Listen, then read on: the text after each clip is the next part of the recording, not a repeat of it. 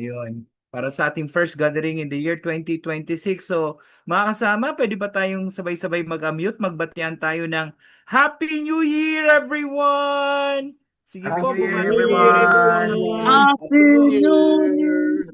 Salubungin Happy natin New itong taon to kahit Year, second day na everyone! Maligayang bagong taon! isang Happy maligong, New masaganang Year! bagong taon para sa Happy lahat. New Year! Brother Happy New Steve, Year a po sa ating prosperous New lahat. Year to you and to Maligayang everyone. bagong Thank you, taon. Lord, for the new year. Yes, Yes, thank thank you, Thank you, you. Lord. Lord, for the Kahapon we had a prayer 2026. sa aming magkakasama sa negosyo, and I really love the last one who prayed. Ang kanyang sinabi ay, we should be really thankful in the year 2026 kasi buhay pa tayo. Happy New Year! Di ba? Man. Di ba? The first blessing is, kung every gising is a blessing, then every new year is a blessing. Amen? Amen. Sige po, at Amen! magkakaroon po Amen. tayo ng sharing. But before that, let's hear muna a message, Word of God, na connected po sa ating tema. I really like to open our series for the month of January. It's all about new beginning. So, mapaumpisan ko kahit paano yung ating pong pag-usapan this afternoon sa ating first gathering ay, teka, ayan, naalis ko yung mga nakalagay sa aking floating controls. Ayan po. Ayan. Tapos, camera isa lang. And play. Ayan po. So, everyone, so may oras po ako kasi we'll be focusing to each one of you to share your story. Not basically a long story, just tell us about, mag-English ako kasi si Brother Steve kasama po natin. So, ngayong hapon more about, tell us about kung ano po ang inyo pong ipinagpapasalamat. Do not make it long. Iklian nyo lang po, highlight of the year 2025. At ang importante, ano yung mga New Year's resolution or aspiration, dreams, prayers, wishes mo this 2026. So our topic ay entitled New Year's Best Resolution. Ano ba yung best resolution? Pag sinabi pong resolution, parang ito yung parang gusto mong gawin. Kumbaga, di ba? Hanggat maaari gusto mo mangyari. So, anyway, dahil ang goal ko mapaikli, baka lalo ko mapahaba, tuloy-tuloy na po tayo. So, pumasok sa 2026, let's enter this year, second day na ngayon, bilang mga anak na nagpapasalamat. So, are you a child of God? Yes or no? Yes! We are. Amen. So, Amen. karamihan Yes. sa tao Yes, may yes, New Year's yes. resolution. May New Year's resolution ka ba ngayong taon? Baka isang resolution mo about sa health, syempre, about sa success, maraming taong yun ang resolution, mas komportableng buhay. Pero ang tanong po ngayon, paano ba ako mabubuhay ngayong 2026 na pleasing kay God? Okay? By the way, I need to be reminded that from time to time I have to speak in English. Steve, are you there? So, for Steve. So, Yes, I'm still here. okay. Yeah. So, You're as doing much as great. possible, I'll be doing it in Taglish. Okay. So, as much as possible, ask yourself, how will I live my life in this year that is pleasing to God? That's our supposed to be goal. We're not here na mag-serve kay God for us to be loved by God. No. We're serving God, not Him to love us, because He already loved us even before we decided to serve Him. Love niya tayo and we are His children. Remember our basic salvation gospel, our good news, John 3:16. Who can recite John 3:16 fast? Anyone to volunteer? Open your yes. mic. Po. Go. John 3:16, for God so loved the world that He gave His only Son, that whoever believes in Him shall not perish, but Go have then. everlasting life. Amen. Anyway, whatsoever believe in Him should not perish but have an everlasting life. That's John 3:16. At yun, ano yung sinabi sa John 1:12? Anyone who know about John 1:12? Can you confess it? The run. Whoever believes in God is a God. Kuya Renante, are you saying something? What is John 1:12? Anyone to confess, to recite? Whoever believes in Him is the Son of God. Yes, thank you. So you see, have you accepted Jesus Christ as your Lord and Savior? Do you believe in Jesus? Anyone to say amen? Amen. Dapat pala Amen. mag-Tagalog. Amen. Amen. So if you Amen. believe in Amen. Amen. Jesus, Amen po. then you are a son or daughter of God. Ano po? So may I request to those people na medyo kung hindi man connected sa ating pag-uusap, paki-mute muna para hindi tayo masyado ma-distract. Ano po? So if in case na alam niyo ang sagot, you like to participate, that's the time you unmute yourself and answer. Pero kung mayroon po kayong ibang kausap diyan, paki-mute muna po. Salamat po. Okay, hello Inomi. Okay, so let's move on. So we are the children of God. So as the children of God, what are the benefits, privileges bilang anak ng Diyos? So number one, we are being forgiven already. We are redeemed. Tinubos na po tayo. We are saved. Inampun niya tayo bilang mga anak. Anak ka ng Diyos. Hindi lahat ng tao, not all people are actually children of God. Everyone is being created by God, but not all are children of God. Only those who believe in Jesus. May access tayo sa Diyos sa panalangin. You see, before, nang wala pa tayo kay God, nang hindi pa tayo mga anak niya, parang may nakatakip, parang may nakaharang. But now, we have a direct access to God because we are His children. He is our Father. And we are being guided by the Holy Spirit because our gift as children, our mark, actually, yung pinakatanda that you are a child of God, you have the Holy Spirit in you. That's God's deposit for you para po sa eternal hope po natin. And that's our greatest benefit or privilege being child of God. Tayo po ay may assurance sa eternal life, yung ating pong pinaka-hope, na ang next life pa natin will be with God for all eternity. Okay? So that's our benefits as children of God. Since tayo yung mga anak ng Diyos, the truth is, kung totoong anak ka ng Diyos, if you are a real son or daughter of God, you should be grateful. And being grateful, it will be natural for us to make Him happy, our God, to please Him, because He is our Father. Dito po sa lupa, would you like your father, yung physical father nyo, would you like your parents, your father to be happy? I believe it's supposed to be amen or yes, right? So the more yung ating pong Father in heaven. So everyone, if you feel like answering me, pwede kayo ma-mute, tulungan nyo ako rin ha, para meron tayong connection. Thank you. So that's the benefits of being children of God. So moving on, I'm sorry if I'm kind of making this quite fast. I just want for us to have this kind of opening for the year. And the best opening is we have to have this mindset that we are to please God this 2026. It's not because of New Year. It's naturally that we really like to glorify and please God. So it's really good that one of our best resolution in life in the year 2026 pertains to God. It's about God. Okay, so our resolution number one may encourage, actually this is one of those pointers that I've got from our CCF Sunday worship topic. So our number one resolution, but customized in our level, in our community. So our resolution number one is that you have to read the Bible. We have to read the Bible. Basahin ang salita ng Diyos. So sana ma-consider po natin in 2026, magbasa po tayo ng Bible. Actually, sumabay ako kay Brother Lance.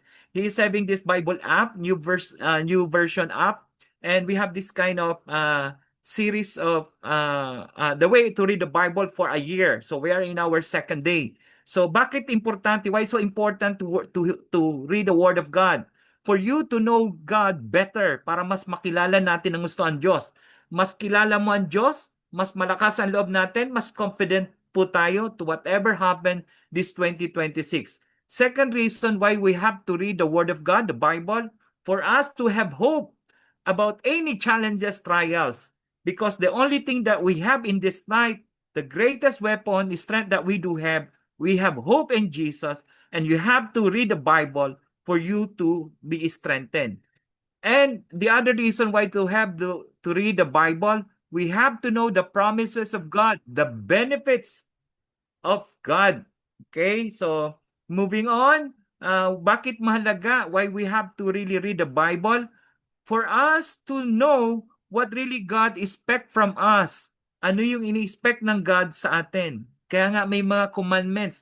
Mapalalahanan tayo ano yung somehow ini-expect ng God sa atin, yung part naman natin. So, why is it? Bakit maraming tao, hindi ko sinasabing ikaw yon, wala sa grupo natin yung tamad magbasa ng Bible, I pray, but why is it that there are some people, they don't like reading the Bible?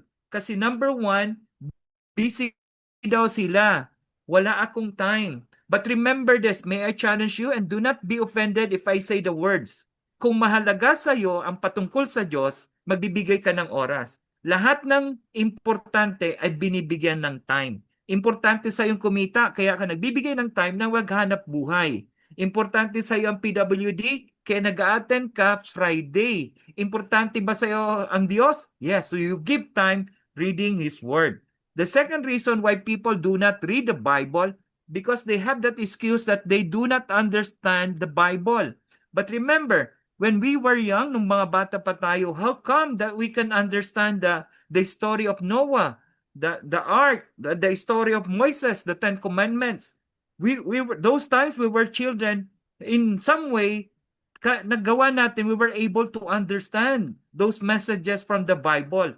How much more now na medyo mas malaki na tayo? And you pray before you read the Bible, ask the Holy Spirit for you to understand kung anong binabasa natin. Pero wag maging katwiran na hindi mo maintindihan kasi the Holy Spirit will help you. At saka tuloy mo lang. Saka ako po, most of us, even si Brother Steve, I believe so, that he have already read the whole entire Bible. But remember this, kahit nabasa mo ng Bible o may mga nababasa kang verses in the past, would you agree with me if I say, kahit nabasa mo na, there's a new fresh revelation, new fresh meaning in every chapter, in every verse that you read, kahit ilang beses mo siyang nabasa na. So, the Holy Spirit will guide you. So, wag matakot sa Bible. So, how to grow our spiritual life? We have to read and meditate the Word of God. It is according to Joshua 1:8.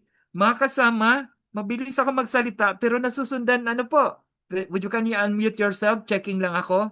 Nasasabayan niyo po ako? Yes po. Amen? Thank you po. So, para po mag-grow tayo sa ating spiritual life, we have to read, makinig at mag-meditate sa salita ng Diyos. Because it is said in Joshua 1:8, keep this book of the law always on your lips. Meditate it on it day and night so that you may be careful to do everything. Di ba gusto natin maging successful this 2026? Anong sabi dun sa last sentence? Then you will be prosperous and successful. How's that? We have to read the Bible, meditate it day and night. At sabi din po sa Romans 10:17, faith comes from hearing and hearing through the Word of God. Hearing, you are listening to me, you are hearing the Word, then your faith will be strengthened as you also read the Bible. So we have to read the Bible. The other way to grow our spiritual life, hindi sapat na makinig at magbasa ng Bible lang. Alam naman natin po, challenge, ang sukatan, ano ba sa English ang sukatan? The standard of spiritual maturity ay hindi gaano karami ang alam mo, kundi gaano karami ang sinusunod mo sa Bible. Makabisa mo man, you may be able to memorize the whole entire Bible, but if you are not applying what you have learned, it's useless, it's meaningless.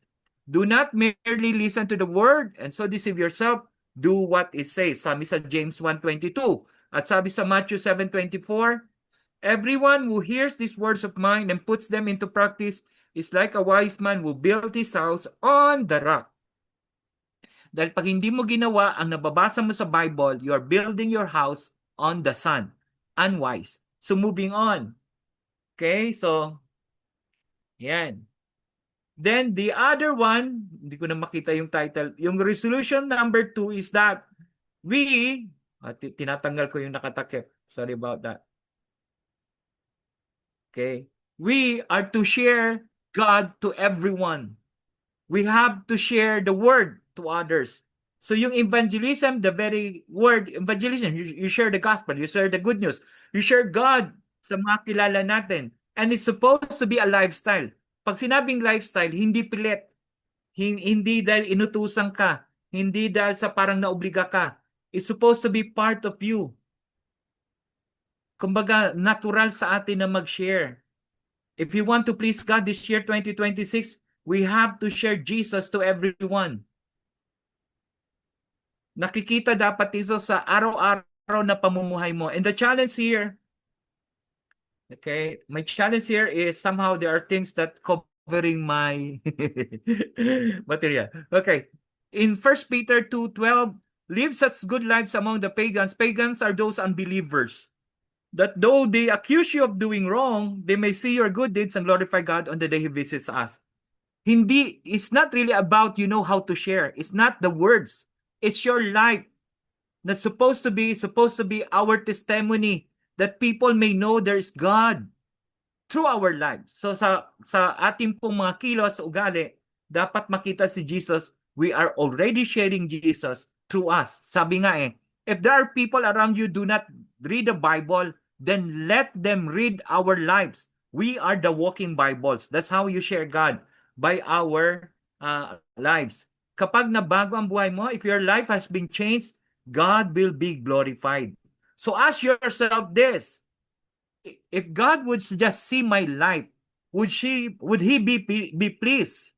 Kung titingnan ng Panginoon ang buhay ko, matutuwa ba siya?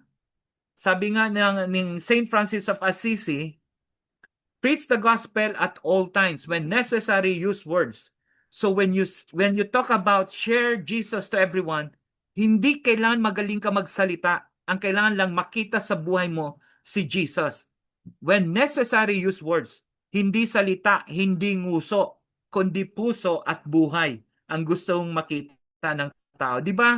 Agree naman kayo if I say, people do not just listen, they watch. Action speaks louder than words. You know that? Okay. Bago magsalita, mamuhay ka muna ng tama. So by our lives, people will be preached around us. People will see Jesus. People will see Jesus in our lives.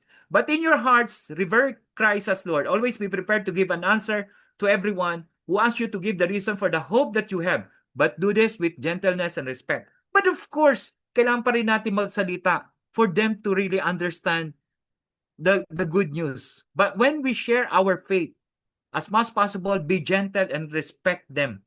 Hindi tayo dapat mapagusga, and we just share Jesus about them.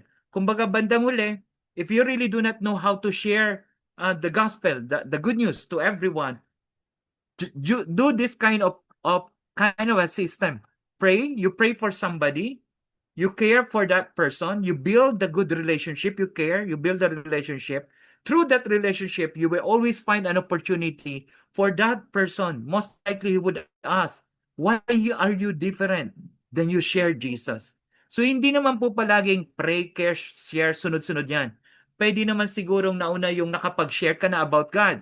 Then, follow up mo na siya and you care for that person. You pray him continually. Hindi siya linear. Hindi siya dapat sunod-sunod. But as possible, the idea is there. Mas maganda mag-share kung mapakita mo muna you care. People don't care what you know unless they know that you care. Relationship muna before you share. So that's how you share Jesus in the year 2026. At pag tinanggihan ka, hindi ikaw ang ni-reject. You are not being rejected when you share God and they don't listen, they don't accept Christ. They rejected not you, they rejected Jesus. So leave to God the result. Just do our part. Let's share Jesus to everyone this 2026. And finally, just before I end, kasi yung aking laptop ay may biglang nagpa-pop up na hindi ko mabasa. Now I can read it. Resolution number 3, we have to live for God. We have to live. It's easy to say, right? Madaling magsalita. That's why we pray for this. Na Lord, let it be you, not about me, but for you. Sabi nga sa Galatians 2:20, I have been crucified with Christ, and no longer I will live, but Christ lives in me. The life is now I live in the flesh, I live by faith in the Son of God who loved me and gave himself up for me. God died for us. So we pray, Lord, help us na mamuhay kami for you. Not us, but you, Jesus, in our life. So, under resolution number 3, living by Jesus, we have the 1 Peter 4:10. Each of you should use whatever gifts you have received to serve others. You can read that, actually. As faithful stewards of God's grace in its various forms. If anyone speaks, they should do as one who speaks the very words of God. If anyone serves, they should do so with the strength God's provide, so that in all things God may be praised through Jesus Christ. To Him be the glory and the power forever and ever. Amen. Anong ibig sabihin ng verse na to, ng verses na to? Guys, partners, mga kasama, if you have the gift, whatever talent or skills that you have, offer them to God. One day makita natin ang buhay natin na anong meron tayo, we give that back to God. Let's use whatever God gave us to give Him the glory and honor by serving Him. In Colossians 1:10, then the way you live will always honor and please the Lord, and your lives will produce every kind of good fruit. All the while, you will grow as you learn. Ibig sabihin, hanggat maaari, we like to praise, glorify God this year and beyond. And the best verse for that, yung 1 Corinthians 10:31. So whether you eat or drink, whatever you do it all for the glory of God. Easy to say, right? Magagandang verses. It's really beautiful to hear those verses. But we seek Holy Spirit's guidance. Madali ang mag-memorize, madali makinig. But to apply and to do all these verses, we pray that the Holy Spirit strengthens us and help us to do those things. So ang our mindset, yung parang dapat paniniwala natin. Sabi ni Jesus, "Look, I am coming soon. My reward is with me and I will give to each person according to what they have done." Madalas natin, we normally hear those words, Jesus Christ is coming back soon. But do you really believe that? It is actually written in Revelation 22, chapter 22, 3 times that Jesus was talking to John, the one who authored the Revelation. 3 times that he mentioned in that chapter, I am coming soon. Either God, we see Him on the sky coming down, or who could tell, anytime we might lose our lives and we meet Jesus. So pagkaharap na natin si Jesus, ano ang pwede nating masabi sa Kanya? So guys, this 2026, let's choose God, let's choose His way, and as possible, let's give Him all the glory. So our final challenge for 2026, we have to read the Word of God. Do it every day. Kasi pag every day mong ginagawa, hahanap-hanapin mo na po yan. It will be automatic and natural. Sometimes it's not easy because you're just starting. But if you keep doing it, and for the next 21 days, it's gonna be part of you. Read the Bible daily. And you have to share God to everyone, not just by words, but by our lifestyle, by our works. Then we have to live for the glory of God. Mamuhay para sa kaluwalhatian ng Diyos. Ang buhay na nabuhay para sa kaluguran ng Diyos ay buhay na may saysay. The life being lived for the glory of God is a life full of worthiness, meaning, purpose, today and forever. So let us pray. Father God, salamat po Panginoon sa iyong pagpapaalala na marami kaming mga plano, kagustuhan for the year 2026. Pero what I have mentioned, una din sa buhay ko, but to the rest of us, nawa Lord, mamuhay kami this 2026 not for our lives, not for to please people around us, but really to please and glorify you through our lives and us to become blessing pa rin sa iba. Thank you, Father God. I-bless niyo po ang aming sharing as we continue this program. Help each one of us to really give you glory by sharing what we are so thankful in 2026 and our dreams, aspiration, resolution for the year 2026. Guide each one of us and be glorified. This we pray in Jesus' mighty name. Amen. Amen. Are you blessed? Amen. Are you blessed?